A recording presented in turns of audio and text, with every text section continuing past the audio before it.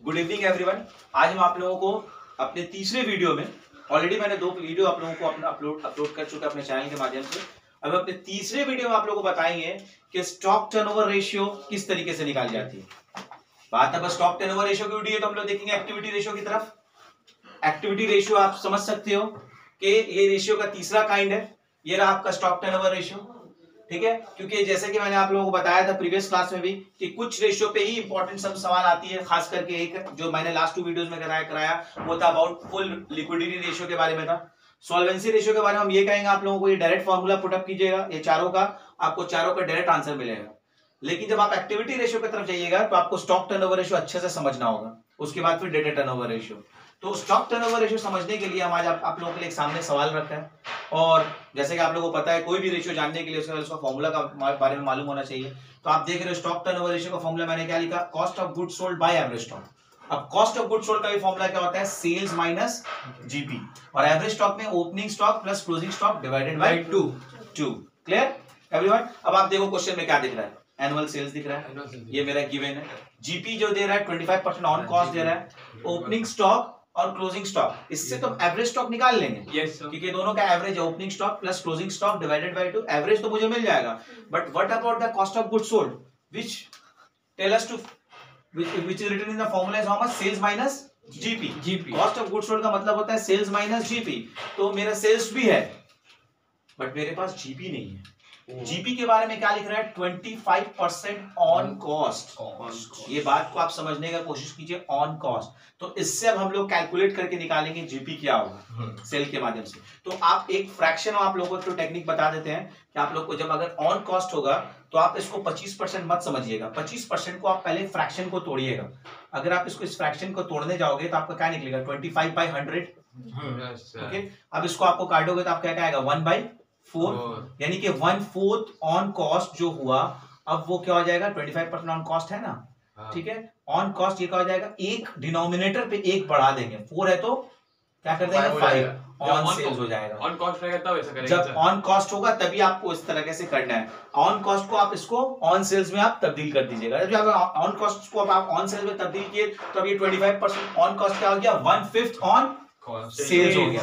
तब इससे हम आराम से कैलकुलेट करके सेल्स निकाल सकते हैं, जीपी निकाल सकते हैं। पहले जीपी क्या है, 2 लाख, जीपी निकालेंगे 2 लाख इंटू 1/5, तो मेरा ये आंसर इजीली आ जाएगा 40,000 रुपीज। ठीक है, अब आपको जीपी मिल गया and I know the formula. आप लोगों को अच्छे तरीके से पता है स्टॉक टर्नओवर रेशियो का फॉर्मूला क्या है। टर्नओवर रेशियो जो हमको निकालना फॉर्मूला क्या है, कॉस्ट ऑफ गुड्स सोल्ड, जिसको सीओजीएस भी कह सकते हैं इन शॉर्ट में, minus average GP by average stock. अब आप बताओ कॉस्ट ऑफ गुड्स सोल्ड क्या होगा, cost of goods sold means what, sales minus GP. Okay, stock turnover ratio is equal to cost of goods sold by average stock. इसको इस तरीके से लिखेंगे तो अब आपको ज्यादा आसान पड़ेगा। फिर नेक्स्ट स्टेप में आप क्या लिखिएगा, sales minus GP by average stock में क्या लिखिएगा, opening stock plus closing stock divided by 2। अब आपको बताइए सेल्स कितना है, 2 लाख। आप सेल्स की जगह 2 लाख डाल सकते हो। Okay, GP is how much, अभी आप लोगों ने फाइंड आउट किया कितना, 40,000 रुपए। समझ में आया आप लोग सबको। Then we have opening stock which is how much, कितना आपका 38,500। तो इस जगह हम लिख सकते हैं 38,500 प्लस क्लोजिंग स्टॉक, ये भी क्वेश्चन में दिया हुआ कितना, 41,500। तो हम उसके जगह पर 41,500 दे दिया डिवाइडेड बाय 2।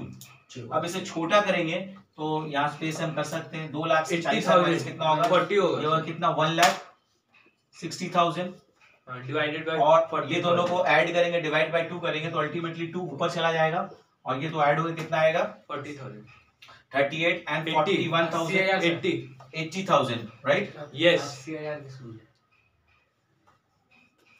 अब इसे आप कैलकुलेटर में कैलकुलेट कीजिए, आपका नंबर ऑफ टाइम्स आंसर आएगा 80,000 इंटू 2, ऐसे कट जा रहा है 2 इंटू 2 4 टाइम्स।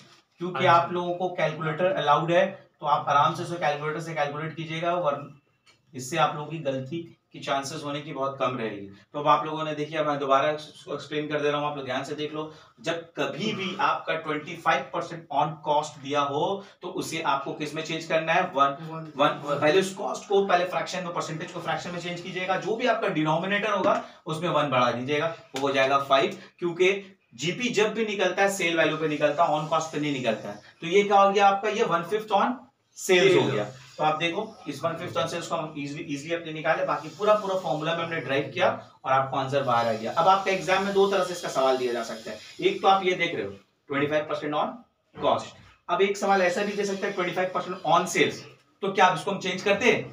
नहीं, इसको चेंज करने की कोई दरकार ही नहीं पड़ती, क्योंकि ऑलरेडी सेल्स में रहता है। तो यही दो कंडीशन आता है, अगर ऑन कॉस्ट होगा तो आपको खुद से उसको ऑन सेल में तब्दील करना है, चेंज करना है, लेकिन अगर ऑलरेडी ऑन सेल्स रहा तो आपको कोई चेंज करने का दरकार नहीं, डायरेक्ट पुट कर देना, डायरेक्ट पुट कीजिएगा, आपका डायरेक्ट आंसर आएगा। तो this is one of the most important type. On cost में रहा तो अलग करने का जरूरत नहीं पड़ता है, फिर ऑन कॉस्ट में रहा है तो तुम ऑन सेल्स में तब्दील करोगे।